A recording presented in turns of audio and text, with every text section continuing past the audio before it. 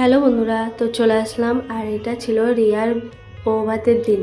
তো ওর শ্বশুর বাড়িতে কী সব নিয়ম ছিল, মানে সব সকাল সকাল উঠে এইসব নিয়ম করার ছিল। তো আমি একটু দেখে নিলাম, যেহেতু নতুন নিয়ম, কোথাও এরকম নিয়ম দেখি নাই আজ পর্যন্ত।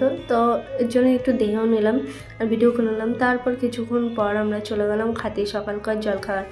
তো এই জায়গাটা দেখো চলে গেছিলাম, আর এই জায়গাটা সুভদ্রা ছিল। তো খাইয়ে দাইয়ে চলে আসলাম আমরা ঘরে। আর আজ এর দেখো নতুন বউ, ভালোই লাগতেছে বেশ দেখতে। তারপর রেডি সেডি হয়ে পুচকুটার সাথে গল্প করতে করতেই চলে গেলাম বাইরে।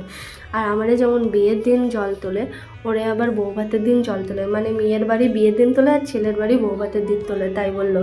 তো আমিও চলে গেলাম ওদের সাথে, যেহেতু আমার জোর করে নিয়ে গেল। একলা একলাই বসছিলাম, দিয়ে বললো চলো তুমি চলো, দিয়ে চলে গেলাম। আর সবাইয়ের সাথে একটু কথা বলছিলাম, হাই হ্যালো করে নিলাম, যেহেতু সবাই মানে কথা বলছিল। এবার অচেনাগুলি কথা তো বলেই, তো এই বললাম চলো এবার দেখা যাক বাড়িটা কেমন সাজেছে। তো বেশ ভালোই লাগতেছিলো আর বেশ ভিড় মেরেও ছিল। তো এই জায়গাটা হলুদ শাড়ি পরেছিল, যেহেতু ওদের বাড়ি থেকে সবাইকে হলুদ শাড়ি দিয়েছিলো আর বেশ ভালোই লাগতেছিলো। সবাই মোটামুটি হলুদই পরেছিল, কেউ কেউ হয়তো অন্য অন্য পরেছিল। তো এইটা বড় রোড ছিল, বাইপাসের রাস্তা। তো চলে গেলাম এই রাস্তা দিয়ে আমরা জল ভরতে।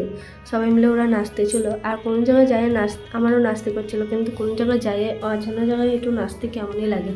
তো নাচি তো নাই, একটু ভিডিও করে নিলাম, ভিডিও করতে তো আর অসুবিধা নেই। তারপর ওরা পুকুরিতে জল ভরে নিল। আর যেহেতু ওর বিয়ের দিন সকাল থেকেই যাওয়ার কথা ছিল, যেহেতু সকালে আমরা যেতে পারি নাই, তো এর জন্যই সন্ধ্যেবেলায় গেছিলাম বিয়ের দিন, বিয়েটা দেখেছিলাম আর পরের দিন আসলাম। তো ওর বৌভাতের জল তোলাও হয়ে গেল।